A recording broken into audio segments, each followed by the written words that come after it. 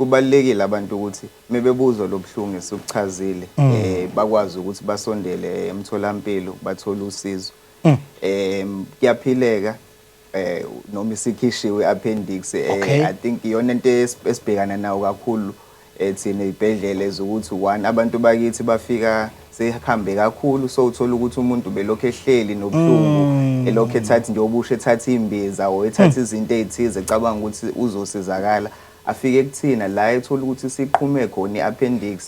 sekukhona nanobove esweni so mobuka even nezinto neinkinga esihlezi sibhekana nazo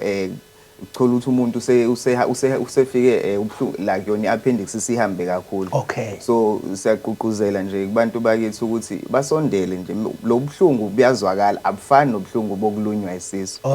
so mebuzwa nje lo buhlungu beze esibhedlela ngoba kulula ukuthi sikwazi ukuthi siyikhiphe ngomthungo omncane mekuthi kusayeli